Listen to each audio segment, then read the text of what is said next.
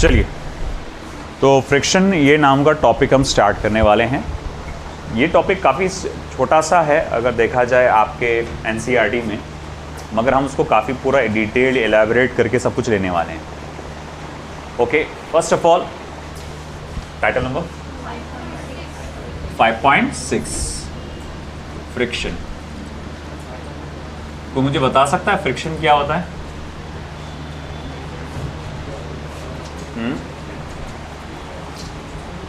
Friction क्या होता है?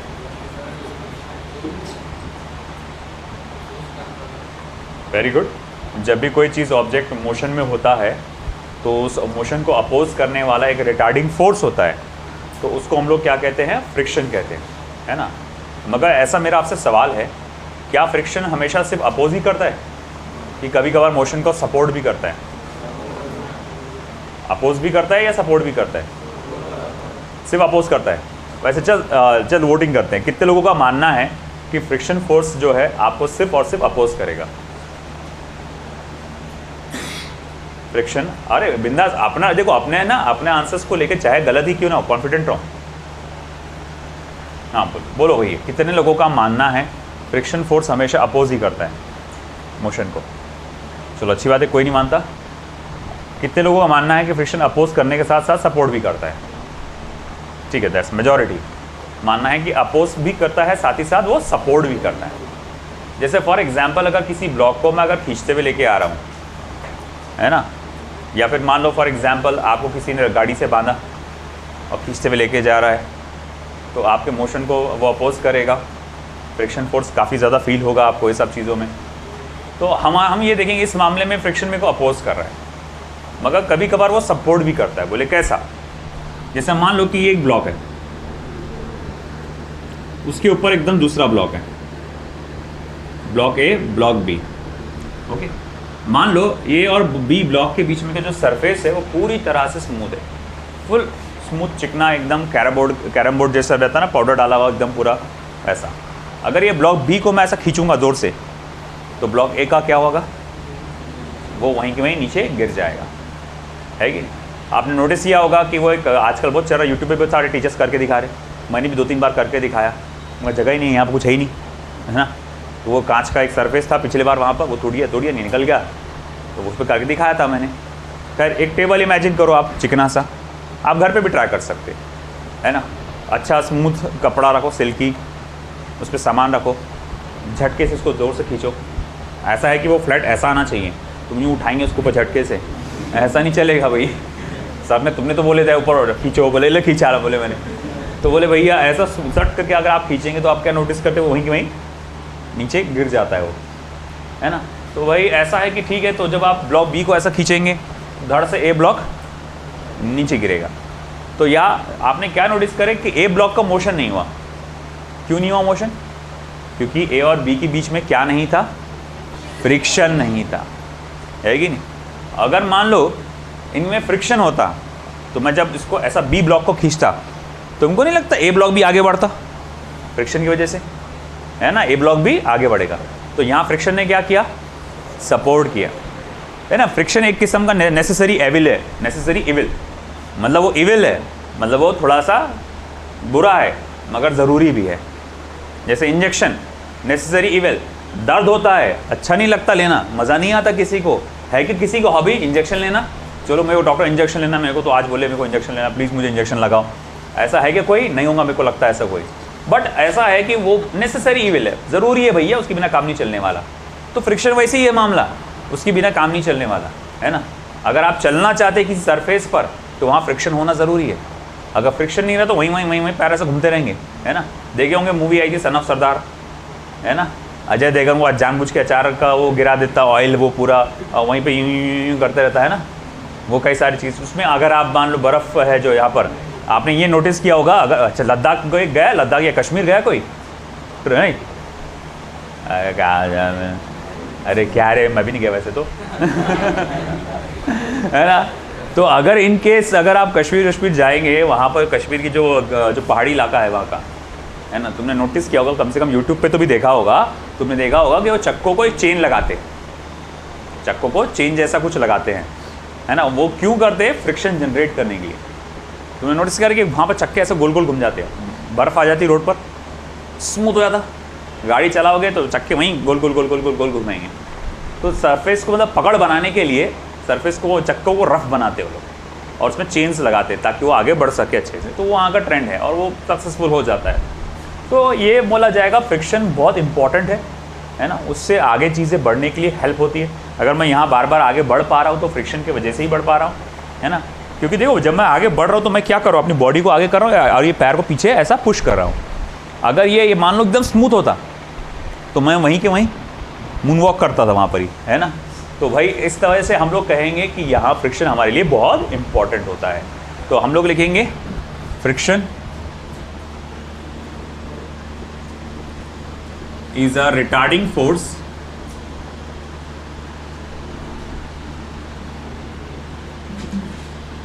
that generates between two bodies when rubbed against each other, when rubbed against each other, when rubbed against each other। अब ऐसा है कि सवाल उठा कि फ्रिक्शन जनरेट होता क्यों है। तो उसके दो व्यूज़ है, एक क्लासिक व्यू है और एक मॉडर्न व्यू है। क्लासिकल व्यू ये कहता है कि अगर देखो ये वाले पार्ट को, इतने पार्ट को अगर मैं जूम करके देखूं, ये दिखने में भले ही तुमको स्मूथ लग रहा होगा, मगर तुम उसको एकदम जूम करके अगर देखेंगे तो ये जो पार्ट है, जो सरफेस है, तो कुछ इस तरह से नज़र आएगा। मतलब उसमें क्या रहेगी, इर्रेगुलरिटीज़ रहेगी। ये सरफेस में क्या रहेगी बेटा, इर्रेगुलरिटीज़ रहेगी। अगर जूम करके देखोगे तो तुमको लग रहा होगा अरे मैंने तो घस घस के पूरा चिकना कर डाला, वो तुम कितना भी चिकना करो, है ना। अगर माइक्रोस्कोप से अगर आप देखेंगे तो आपको उसमें क्या नज़र आएगा, इर्रेगुलरिटीज़ नज़र आएगी ही। तो जब ये बॉडी इसके ऊपर से मूव होके जाएगी तो देखो ये गैप में तुमको नहीं लगता है फंसेंगे आपस में, है कि नहीं। तो इस तरह से इंटरलॉकिंग होगा उनके बीच में और इसी वजह से वो उसको क्या करता है, अपोज करता है। तो ये है क्लासिकल व्यू, माना ये गया कि भैया इस वजह से होता है। एक मॉडर्न व्यू और है इलेक्ट्रोमैग्नेटिक फोर्स का। उनका ये कहना है कि देखो भैया कि अगर हम लोग कहेंगे यहाँ पर एटम्स हैं, न्यूक्लियाई है, पॉजिटिवली चार्ज है और यहाँ कुछ निगेटिवली चार्ज इलेक्ट्रॉन्स है इस बॉडी के, जैसे ये कांटेक्ट में आते हैं इनके बीच में फोर्स ऑफ अट्रैक्शन डेवलप हो जाता है। इनमें क्या डेवलप हो जाता है, फोर्स ऑफ अट्रैक्शन। और जब आप उसको खींचने की कोशिश करते हैं तो वो फोर्स ऑफ अट्रैक्शन उसको आगे जाने नहीं देता। ये एक मॉडर्न व्यू है, क्योंकि याद होगा अपन ने पढ़े थे इलेक्ट्रोमैग्नेटिक फोर्स, है ना, टाइप्स ऑफ फोर्स। तो ये फ्रिक्शन भी एक किस्म का इलेक्ट्रोमैग्नेटिक फोर्स ही है। ठीक है, आया बात समझ में। अब ऐसा है कि ठीक है, हम फिर यहाँ पर फ्रिक्शन का क्लासिफिकेशन करेंगे, है ना, क्लासिफिकेशन ऑफ फ्रिक्शन, या फिर जिसको मैं कहूँगा टाइप्स ऑफ फ्रिक्शन।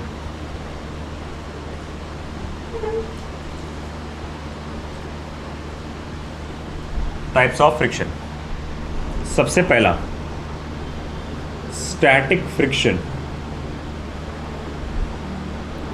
दूसरा लिमिटिंग फ्रिक्शन, तीसरा काइनेटिक फ्रिक्शन। देखो इसको डिस्क्राइब करने का सबका अपना अपना अलग अलग तरीका है टाइप्स को बताने का। मतलब मैंने आपको 3 टाइप्स बताया, कुछ किताबों में सिर्फ 2 ही टाइप्स है, static friction and kinetic friction. और लिमिटिंग फ्रिक्शन को स्टैटिक फ्रिक्शन की कैटेगरी में माना गया है। लिमिटिंग फ्रिक्शन को स्टैटिक फ्रिक्शन की कैटेगरी में माना जाता है कुछ किताबों में। कुछ किताबों में एक और आएगा आपका जो रोलिंग फ्रिक्शन करके है, हम इसको इसी के अंदर रख रहे हैं फ़िलहाल। मैं कुछ किताबों में आपने 4 टाइप की बताते हैं, static, limiting, kinetic and rolling. मगर काइनेटिक का मतलब मोशन होता है, तो हम उसको अलग से ना लेकर मैं काइनेटिक के कैटेगरी में, सब कैटेगरी में डालने वाला हूँ उसको, है ना। तो थोड़ा बहुत इसमें चेंजेस आते रहेंगे, तो उसके बारे में टेंशन लेना नहीं। मगर अभी फ़िलहाल हमारे आपके सामने जो मैंने जो कैटेगराइज करके दिया है कि फ्रिक्शन फोर्सेस 3 टाइप के होंगे। कौन कौन से? Static, limiting, kinetic. चलो ठीक है। अब सवाल उठा कि सबसे पहले स्टैटिक फ्रिक्शन क्या है।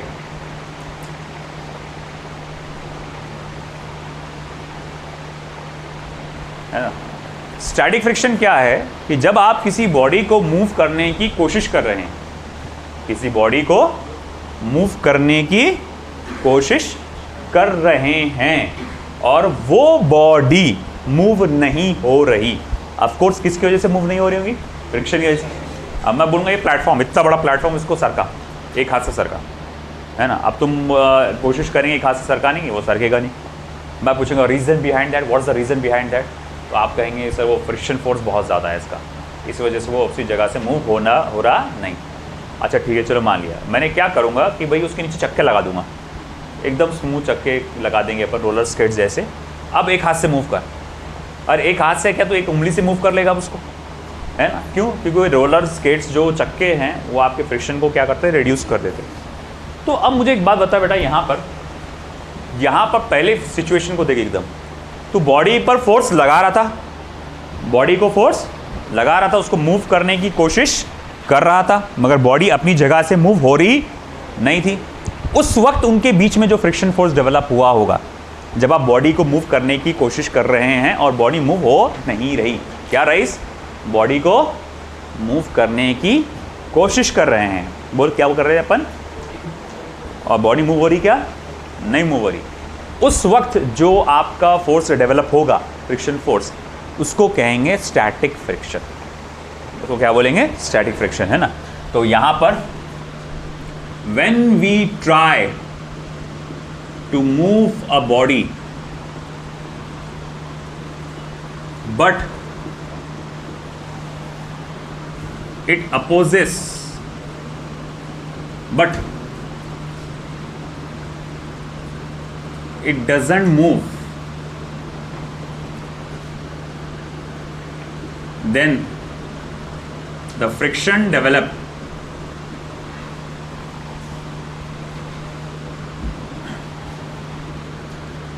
between the body and the surface is called as static friction.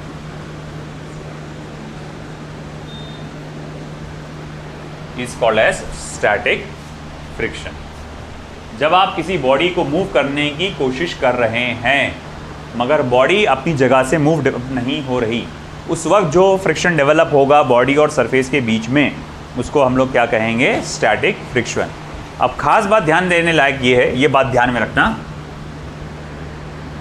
Static friction जो होता है या static force of friction is always equals to आपका अप्लाइड फोर्स, अप्लाइड फोर्स के बराबर होता है। जैसे मिसाल के तौर पे मैं प्लेटफॉर्म को सरकाने के लिए 10 न्यूटन का फोर्स लगा रहा हूँ, कितने का? 10 न्यूटन का फोर्स लगा रहा हूँ, मगर प्लेटफॉर्म अपनी जगह से सरक नहीं रहा है।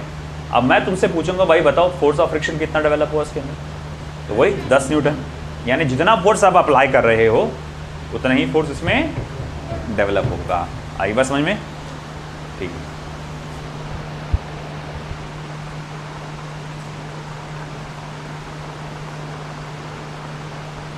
लिमिटिंग फ्रिक्शन,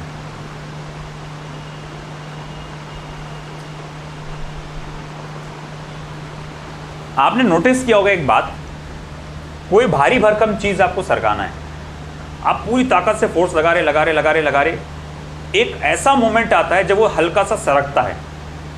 अगर वो हल्का सा भी सरक गया तो उसके बाद उसको ढकेलना, उसको पुश करना, उसको मूव करना कंपैरेटिवली कैसा होता है? आसान होता है ना। एक पहला शुरुआत में किसी चीज़ को सरकाने में पूरी ताकत लगती है, एक बार वो हल्का सा अपनी जगह से सरक गया तो आगे फिर वो उसके मुकाबले तो आसानी से बढ़ जाता है।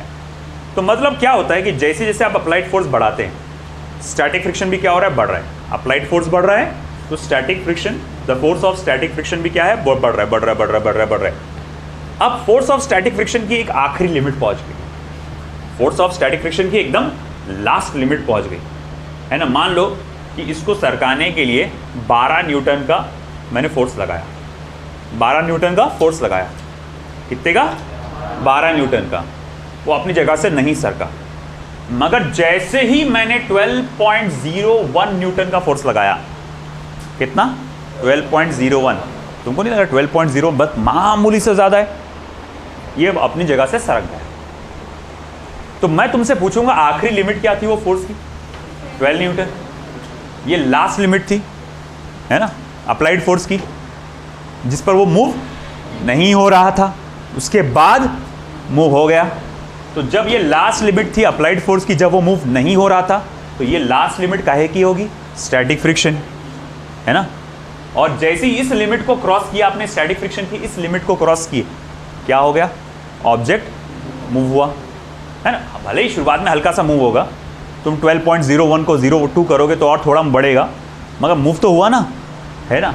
तो ये जो लास्ट लिमिट है ना स्टैटिक फ्रिक्शन की, जिसके बियॉन्ड अगर आप फोर्स लगाते हैं या जिसके बियॉन्ड कोई फोर्स लगता है तो ऑब्जेक्ट मूव हो जाता है, उस फ्रिक्शन की लास्ट लिमिट को कहा जाता है लिमिटिंग फ्रिक्शन। आया समझ में। तो मैं यहां लिखूंगा लिमिटिंग फ्रिक्शन का the maximum value of static friction, static friction की maximum value beyond which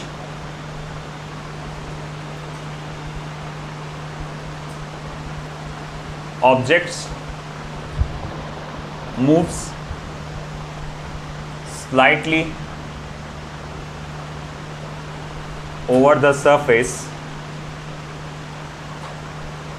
is called as limiting friction। ये सारे डेफिनेशंस को रट्टा नहीं मारना है, तुमको समझ के चलना है बस। घर पे जाके जब रिवाइज करोगे ना, कोई वर्ड जरूरी नहीं रट्टा मार, the maximum value, the maximum value, ऐसा कुछ नहीं रे भैया। बस समझ लो कि भाई स्टैटिक फ्रिक्शन की सबसे ज़्यादा वैल्यू, है ना, जिसको क्रॉस करते से ही ऑब्जेक्ट क्या हो जाएगा, मूव होना स्टार्ट हो जाएगा। अगर मैं आपसे पूछूं वही लिमिटिंग फ्रिक्शन क्या, तो आप ये लैंग्वेज में बोल दो, मेरे लिए इनफ है ना, ज़रूरी नहीं है वर्ड टू वर्ड वही डेफिनेशन बोलना है। आई बस हमें लिमिटिंग फ्रिक्शन को सिंबल होता है FL, F के साथ स्मॉल लेटर्स में L करके सफिक्स में देते हैं। अब जो FL है यानी लिमिटिंग फ्रिक्शन है, वो डायरेक्टली प्रोपोर्शनल होता है नॉर्मल रिएक्शन को। नॉर्मल रिएक्शन, अब नॉर्मल रिएक्शन बताने की ज़रूरत है क्या, जब भी कोई सरफेस पे कोई ऑब्जेक्ट रखा जाता है तो उसका वजन पड़ता है उसके ऊपर, उसके नॉर्मल रिएक्शन जनरेट होता है, तो भैया वो है नॉर्मल रिएक्शन। तो limiting friction is directly proportional to normal reaction. और जब मैं लिमिटिंग फ्रिक्शन को डिवाइड करूँगा नॉर्मल रिएक्शन से, हर वक्त मुझे एक कॉन्स्टेंट वैल्यू आती है μs। इस μs को हम लोग कहते हैं कोएफिशिएंट ऑफ स्टैटिक फ्रिक्शन। इस μs को क्या कहा जाता है बेटा, coefficient of static friction. μs को कहा जाता है कोएफिशिएंट ऑफ स्टैटिक फ्रिक्शन, यानी हर एक न्यूटन के नॉर्मल रिएक्शन पे कितना लिमिटिंग फोर्स जनरेट होता है उस सरफेस पे, उसको हम लोग कहते हैं कोएफिशिएंट ऑफ स्टैटिक फ्रिक्शन। ये जो कोएफिशिएंट ऑफ स्टैटिक फ्रिक्शन है, ये कैरेक्टरिस्टिक्स होता है सरफेस का, मतलब ये सरफेस की रफनेस पे डिपेंड करता है। It is the characteristic of surface, है ना। मैं यहाँ लिख देता हूँ, it is a characteristic of surface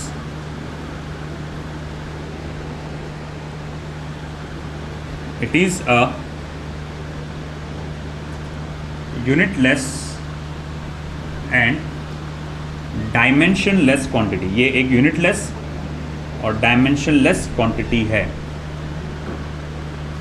ये एक यूनिटलेस और डायमेंशनलेस क्वांटिटी है, एक सरफेस की कैटेगरी है। अगर सरफेस बहुत ज़्यादा रफ होगा तो कोएफिशिएंट ऑफ स्टैटिक फ्रिक्शन ज़्यादा रफ वैल्यू ज़्यादा आएगी, और अगर सरफेस काफ़ी ज़्यादा स्मूथ होगा तो कोएफिशिएंट ऑफ स्टैटिक फ्रिक्शन की वैल्यू क्या आएगी, कम आएगी। आई बात समझ में आपको, है ना। सिंपल सी बात है ना। देख, मान ले तेरे पास 1 किलो का, है ना, 1 किलो का कोई ऑब्जेक्ट है, सरफेस पे रखा गया है कि। अब मैं ये सरफेस पे रखता हूँ और उसको पे मैं खींचने की कोशिश करता हूँ, तो इसका लिमिटिंग फ्रिक्शन कम आएगा। वहीं एक उबड़ खाबड़ सरफेस पे ले जाकर मैं रख दूंगा इसको, और वहाँ ले जाकर इसको खींचूंगा, तुमको नहीं लगता कि अब ये वैल्यू ऑफ लिमिटिंग फ्रिक्शन क्या आएगा, ज़्यादा आएगा, क्योंकि सरफेस क्या है, रफ है, तो फोर्स ऑफ फ्रिक्शन क्या है, ज़्यादा है। अब फोर्स ऑफ फ्रिक्शन ज़्यादा होने की वजह से क्या होगा कि फ्रिक्शन ज़्यादा, पकड़ ज़्यादा रहेगी, तो अब ज़्यादा फोर्स लगेगा उसको छुड़ाने के लिए, तो अल्टीमेटली लिमिटिंग फ्रिक्शन की वैल्यू भी क्या हो जाएगी, बढ़ जाएगी। तो इसीलिए हम लोग कहते हैं it is a characteristics of surface. हाँ, म्यू की वैल्यू को कम किया जा सकता है। कैसे? सरफेस को पॉलिश करो, उस पर ऑयलिंग करो, आप ऑयल डाल दो सरफेस पर, है ना, उसका पॉलिश कर दो। मान लो कोई सरफेस उबड़ खाबड़ है, उसको पॉलिश कर दो, अच्छे से चिकना कर दो, तो उसकी म्यू एस की वैल्यू क्या हो जाएगी, कम हो जाएगी। समझे ना? या फिर उस पर ऑयल डाल दो, होगा नहीं, ऑयल डाल देंगे तब भी म्यू एस की वैल्यू क्या हो जाएगी, कम हो जाएंगी। इवन वाटर डालने से भी कम होता है, पानी डालने से भी कम हो जाता है म्यू एस की वैल्यू, तो इस तरह से कम हो जाती है आपकी, है ना। और एक बहुत खास बात जो आपको नोट करना है, ये ओवरऑल लिमिटिंग फ्रिक्शन के लिए है, the value of limiting friction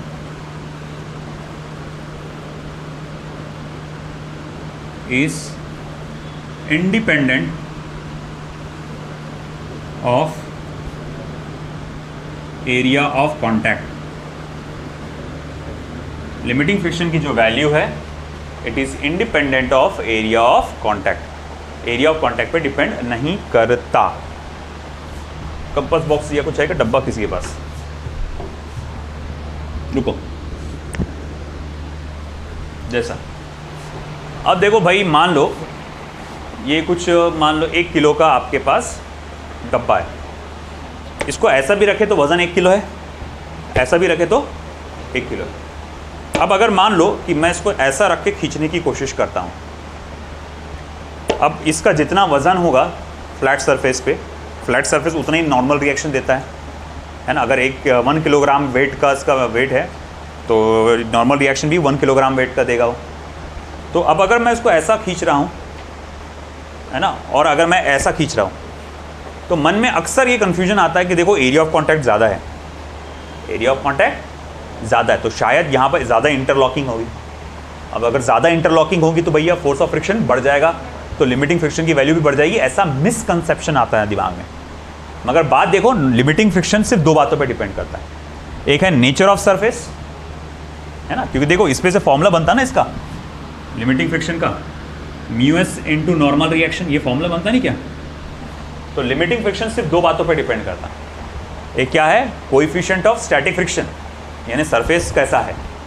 दूसरा नॉर्मल रिएक्शन, और नॉर्मल रिएक्शन किस पे डिपेंड करता है, वेट पर, है कि नहीं। तो भैया तुम चाहे किसी सरफेस को ऐसा रखो, किसी ऑब्जेक्ट को ऐसा रखो, या ऐसा रख के खींचो, यहाँ एरिया ऑफ कॉन्टैक्ट कम है, यहाँ एरिया ऑफ कॉन्टैक्ट ज़्यादा है, तो उससे कुछ फ़र्क नहीं पड़ेगा, लिमिटिंग फ्रिक्शन की वैल्यू अभी भी सेम रहेगी। बात समझ में? ये क्वेश्चन बन के आ सकता है डायग्राम के फॉर्म में, है ना, कि भाई बताओ कौन सी सिचुएशन में लिमिटिंग फ्रिक्शन ज़्यादा रहेगा, है ना, ऐसा या ऐसा, ऐसा कोई क्वेश्चन में आ सकता है तुमको डायग्राम के फॉर्म में। भैया हर सिचुएशन में लिमिटिंग फ्रिक्शन क्या रहेगा, सेम रहेगा, अगर ऑब्जेक्ट वही है तो, अगर ऑब्जेक्ट वही है तो। ठीक है, चलो लिख लो।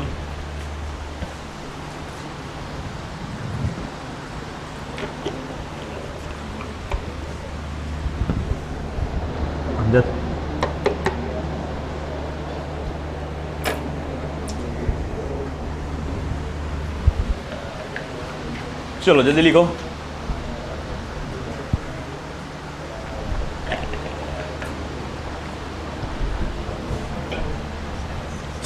बातें नहीं।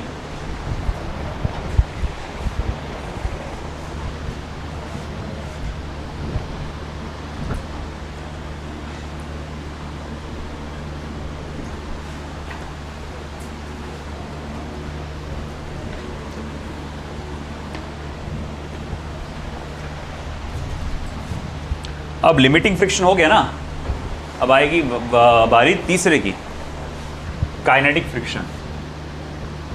काइनेटिक का मतलब क्या होता है, मोशन। तो ये नाम से फिर समझ में आता है ना, काइनेटिक का मतलब होता है मोशन। तो अब इसके नाम से ही समझ में आ जा रही बात सारी कि भैया ये फ्रिक्शन फोर्स कब डेवलप होगा, जब मोशन में होंगे ऑब्जेक्ट्स, है ना। The friction force developed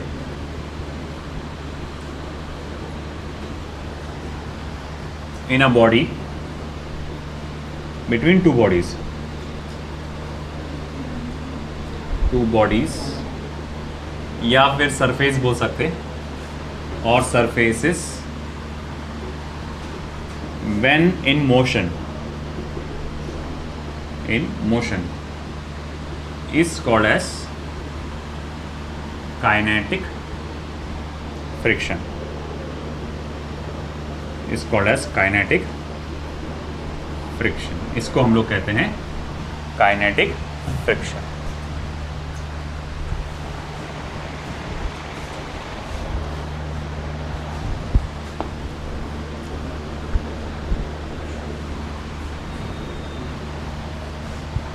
अब देखो, kinetic friction can be further classified as, kinetic friction को आप फर्दर किस तरह से क्लासिफाई कर सकते हैं? पहला आपका sliding friction,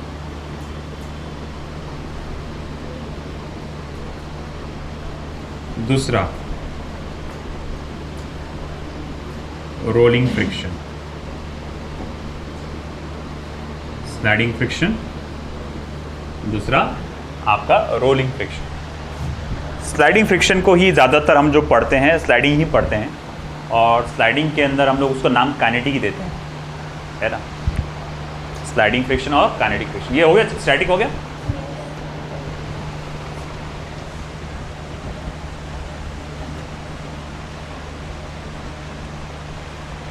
sliding friction and kinetic friction. Sliding friction नाम से ही समझ में आ रहा, क्या आएगा? फ्रिक्शन डेवलप्ड कब का? व्हेन टू बॉडीज, बोलो बोलो, स्लाइड ओवर ईच अदर, एक दूसरे के ऊपर वो जब स्लाइड होते हैं तो उस वक्त, उस दौरान जो फ्रिक्शन डेवलप होता है उसको बोला जाता है आपका sliding friction.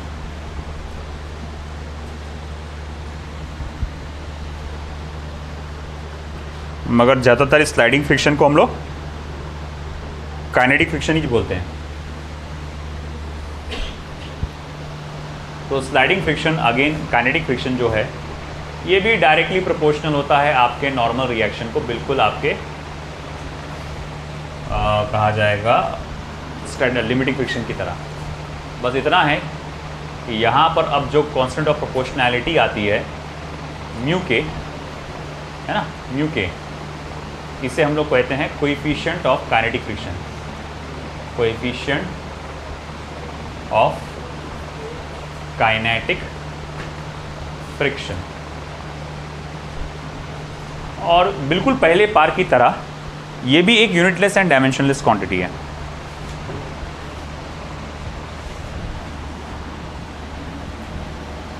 It is also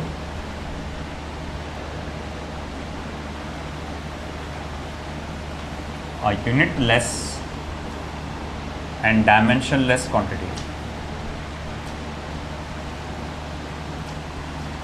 ये भी एक यूनिटलेस और डायमेंशनलेस क्वांटिटी है। और भैया कौन, म्यू के की बात चल रही है यहाँ पर। तो काइनेटिक फ्रिक्शन को समझेंगे तुम।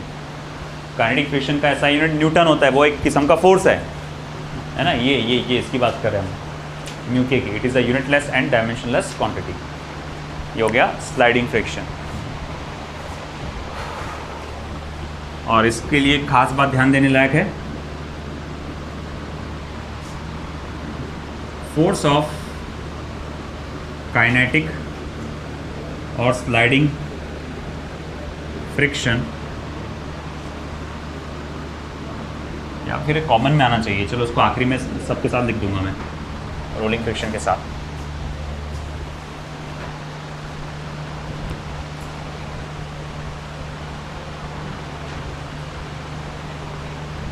चलिए अब आता है फिर रोलिंग फ्रिक्शन। अब ये भी नाम से समझ में आ रहा, ये नाम से ही समझ में आ जा रही बात कि भैया जब कोई बॉडी रोल होते हुए जाएगी किसी सरफेस पे, तो वहाँ पर जो फ्रिक्शन डेवलप होगा, rolling friction. The friction developed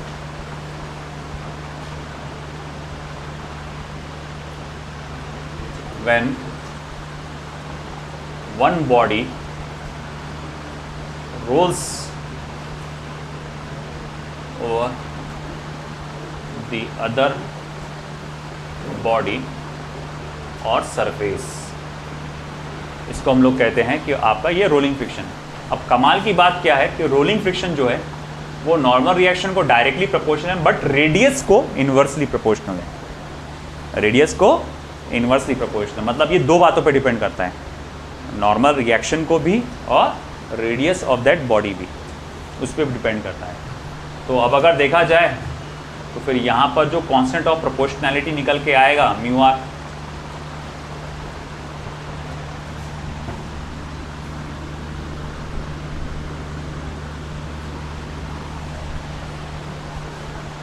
जहाँ पर म्यू आर क्या है, coefficient of rolling friction, coefficient of rolling friction. अच्छा, ये यूनिटलेस क्वांटिटी है क्या? हाँ, पिछली बार की तरह यूनिटलेस और डायमेंशनलेस क्वांटिटी है क्या?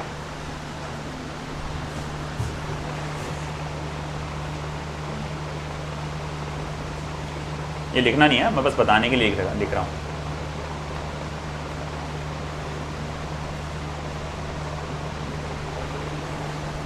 म्यू एस क्या था?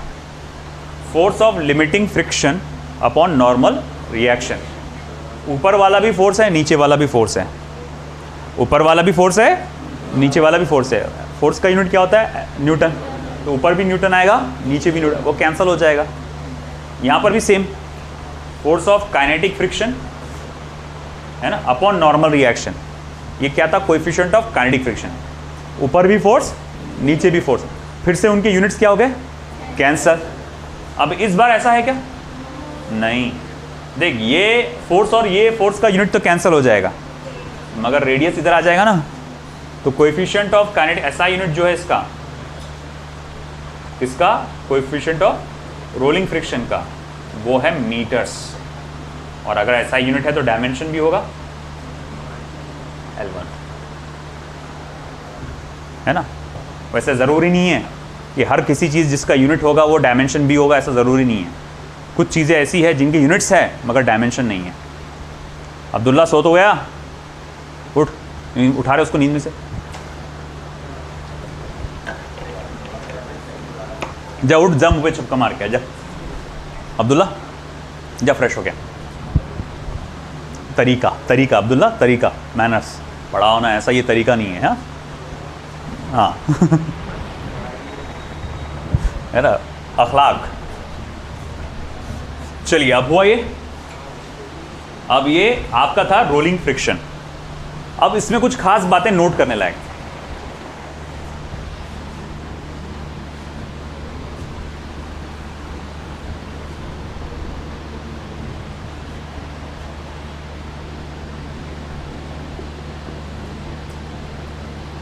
सबसे पहली बात जो इसमें ध्यान देने लायक है यहाँ पे कि द काइनेटिक फ्रिक्शन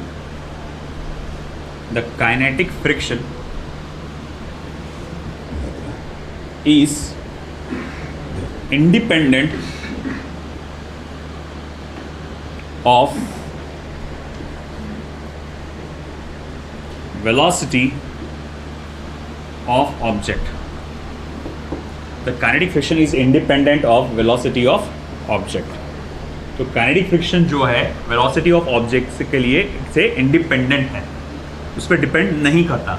किसी चीज़ को तुम धीरे से खींचो या किसी चीज़ को तुम जोर से खींचो, अगर नॉर्मल रिएक्शन सेम है तो काइनेटिक फ्रिक्शन भी क्या रहेगा? सेम रहेगा। दूसरी बात, इन मैग्नीट्यूड, अगर आप मैग्नीट्यूड में अगर देखते हैं तो सबसे ज़्यादा फोर्स होता है लिमिटिंग फ्रिक्शन का, उससे कम होता है काइनेटिक फ्रिक्शन का, और सबसे कम होता है रोलिंग फ्रिक्शन का। आया समझ में आपको? सबसे ज़्यादा पावरफुल कौन सा रहेगा? लिमिटिंग फ्रिक्शन, उससे कम काइनेटिक, और सबसे कमज़ोर लिमिटिंग फ्रिक्शन। तो मैं इसी वजह से ये भी कह सकता हूँ कि कोएफिशिएंट ऑफ स्टैटिक फ्रिक्शन इसकी वैल्यू सबसे ज़्यादा होती है, कोएफिशिएंट ऑफ काइनेटिक फ्रिक्शन की वैल्यू उससे कम होती है, और कोएफिशिएंट ऑफ रोलिंग फ्रिक्शन की वैल्यू सबसे ज़्यादा कम होती है।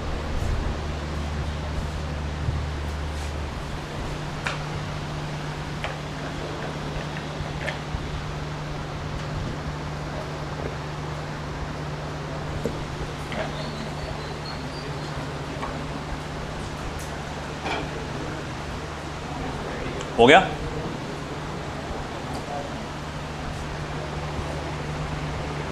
इधर का हो गया?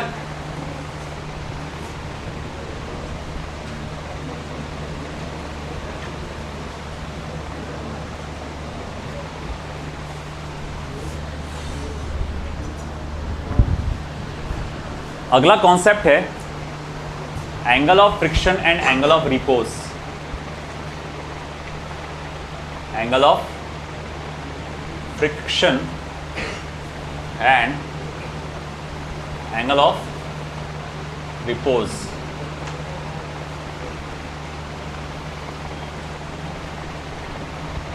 Angle of friction and angle of repose. चलिए सबसे पहले एंगल ऑफ फ्रिक्शन।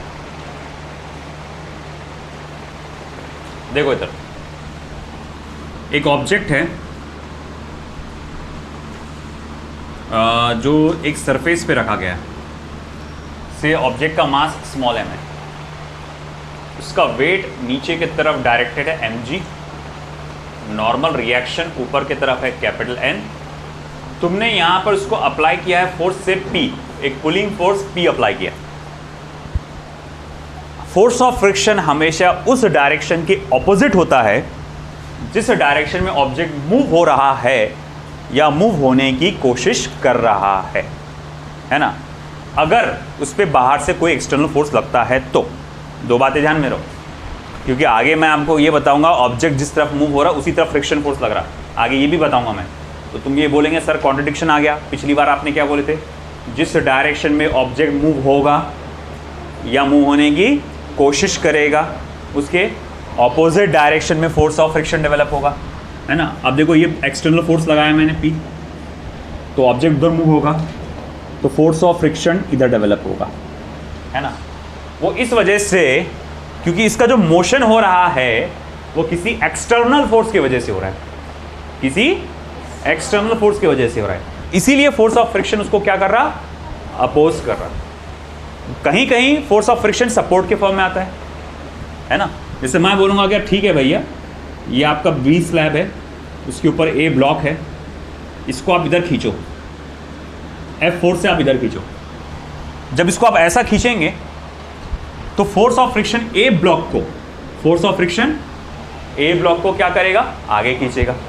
तो इस बार force of friction a block के डिस्प्लेसमेंट के डायरेक्शन में है। अभी जो बता रहा है उसमें क्या है, फोर्स ऑफ फ्रिक्शन डिस्प्लेसमेंट के ऑपोजिट डायरेक्शन में। ऐसा क्यों, क्योंकि इसको मूव करने वाला कौन सा फोर्स है, एक्सटर्नल फोर्स।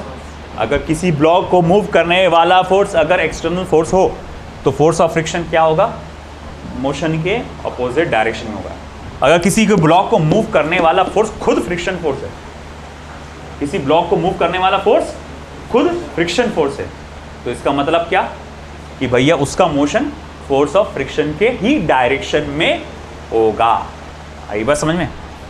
तो खैर ये हो गया आपका कॉन्सेप्ट। तो मैं कहूँगा ठीक है भाई, ये फोर्स ऑफ फ्रिक्शन इधर डेवलप हुआ, ये सरफेस के बीच में डेवलप होता है। मैं थोड़ा एरो को ऊपर ले लेता हूँ, मान लो ये फोर्स ऑफ फ्रिक्शन का डायरेक्शन है, ये नॉर्मल रिएक्शन का डायरेक्शन है। अब आप क्या करेंगे, फोर्स ऑफ फ्रिक्शन और नॉर्मल रिएक्शन के बीच में का रिजल्टेंट लेंगे, इसका बनाएंगे तुम क्या, रिजल्टेंट। ये है रिजल्टेंट फोर्स, ये क्या है बेटा, रिजल्टेंट फोर्स। किसका रिजल्टेंट है वो, force of friction and normal reaction. और अब इसका जो एंगल बनेगा नॉर्मल रिएक्शन के साथ, the resultant of force of friction and normal reaction, किसका रिजल्टेंट, अरे भैया ये आर क्या है, रिजल्टेंट। आर क्या है, रिजल्टेंट किसका, force of friction and normal reaction का। वो कितना एंगल बना रहा है किसके साथ, नॉर्मल रिएक्शन के साथ थीटा से किया उसको मैंने, उसको कहा जाता है एंगल ऑफ फ्रिक्शन, है ना। The angle made by resultant of force of friction and normal reaction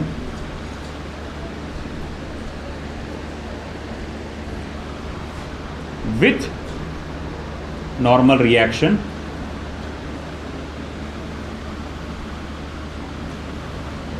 is called as angle of friction। इसको हम लोग कहते हैं एंगल ऑफ फ्रिक्शन।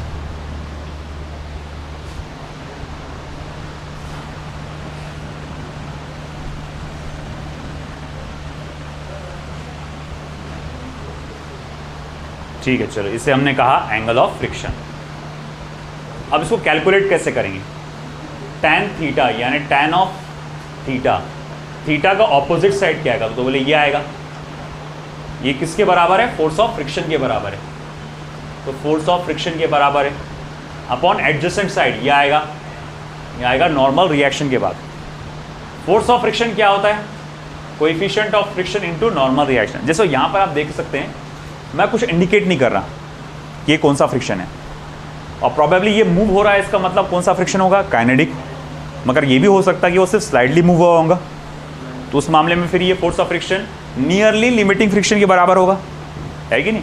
तो ऐसे मामले में जब श्योरिटी नहीं रहती कि कौन सा फोर्स ऑफ फ्रिक्शन है, लिमिटिंग है या काइनेटिक, मूव हो रहा तो दोनों में से कोई एक है, लिमिटिंग या फिर काइनेटिक, तो उस मामले में सिर्फ अपन ऐसा कॉमन में लेके चलते हैं। F is equal to mu N. Force of friction कौन सा है ये बता ही नहीं रहे, कोएफिशिएंट ऑफ काइनेटिक फ्रिक्शन कौन सा है ये बता ही नहीं, ठीक है। तो F इज इक्वल टू क्या है? म्यू एन है, तो डाल दो यहाँ पर। देखो tan theta is equal to mu N upon N, N N हुआ कैंसर, देखो tan theta is equal to mu, ठीक है, और theta is equal to tan inverse of mu. अब थीटा यही आपका क्या है? आपका एंगल ऑफ फ्रिक्शन है। तो एंगल ऑफ फ्रिक्शन अगर आपको कैलकुलेट करना है तो tan इनवर्स ऑफ म्यू ले लीजिए, आपका आंसर आ जाएगा।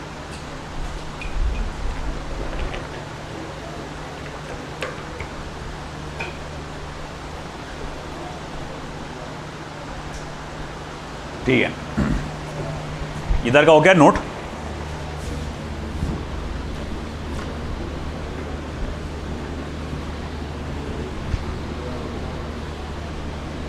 अब चलिए angle of repose second.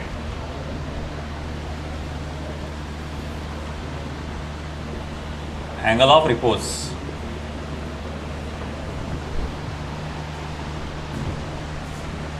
Pad बताते। देखो बेटा, अब ये एक ऑब्जेक्ट है जो इस सरफेस पे रखा जाएगा। अब इसका वजन इस पे पड़ रहा है और इसे नॉर्मल रिएक्शन दे दिया, जनरेट कर दिया। अब मैं क्या करूँगा? धीरे धीरे धीरे धीरे उसको ऊपर उठाते जाऊँगा मैं। देख इधर ध्यान दे रहा है, इस धीरे धीरे धीरे उसको उठा रहे ऊपर ऊपर। एक पर्टिकुलर एंगल आएगा जिस पे ऑब्जेक्ट हल्का सा मूव होगा, बस ये है ना, ये हल्का सा मूव हुआ। अब हल्का सा मूव हुआ मतलब कौन सा फोर्स ऑफ फ्रिक्शन डेवलप हुआ होगा? लिमिटिंग, है ना, नियरली। हालांकि काइनेटिक ही है बट वो लिमिटिंग फ्रिक्शन के करीब है वो, तो इसीलिए लिमिटिंग फ्रिक्शन बोलेंगे अपन। तो अब ये जिस एंगल पे डेवलप हुआ, ये आप ऊपर कर रहे थे ना, तो जिस एंगल पे ये जस्ट हल्का सा मूव हुआ और उसमें लिमिटिंग फ्रिक्शन डेवलप हुआ है ना, तो उसको हम लोग क्या कहते हैं? फिर आपका एंगल ऑफ रिपोज। तो मैं इसको ऐसा बताऊँगा, देखो भैया ये ऑब्जेक्ट है, सॉरी ये सरफेस है, हॉरिजॉन्टल है, और ये इंक्लाइंड सरफेस है। इस ऑब्जेक्ट को यहाँ रखा गया है, इस ऑब्जेक्ट का मास m है। देखो एंगल मैंने लैम्बडा तक, कोई लैम्बडा बोलता है कोई फाइव बोलता है, डिपेंड्स ऑन यू। जब मैंने उसको उठाया तो तब मैंने क्या दिखा कि हल्का सा ये इधर मूव हुआ, तो यहाँ डेवलप हुआ ये वेट mg, ये नॉर्मल रिएक्शन, और ये डेवलप हो गया फोर्स ऑफ लिमिटिंग फ्रिक्शन, क्योंकि इधर मूव हो रहा है ना।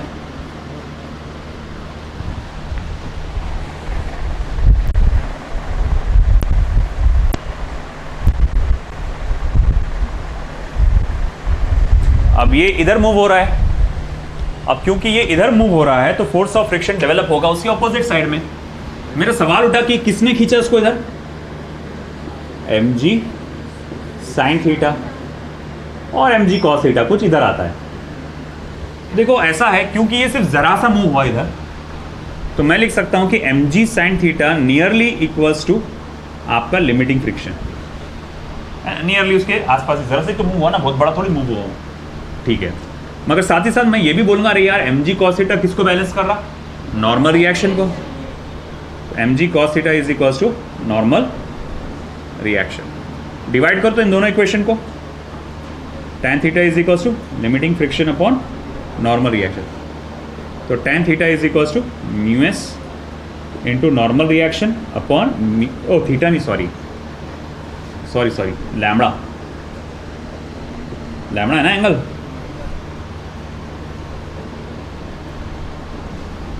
हाँ। तो mu S into normal reaction upon normal reaction कटा, तो tan lambda is equals to mu S और lambda is equals to tan inverse of mu S, है ना। ये हमारे पास एंगल ऑफ रिपोज का फॉर्मूला आ गया, है ना। न्यूमेरिकली आप देख सकते हैं, वो भी tan इनवर्स ऑफ म्यू था, ये भी tan इनवर्स ऑफ म्यू है, तो न्यूमेरिकली लैम्बडा और थीटा इक्विवेलेंट होते हैं। न्यूमेरिकली लैम्बडा और थीटा इक्विवेलेंट होते हैं। थीटा बोले तो एंगल ऑफ फ्रिक्शन, लैम्बडा बोले तो एंगल ऑफ रिपोज। बाकी का प्रोजेक्ट कल।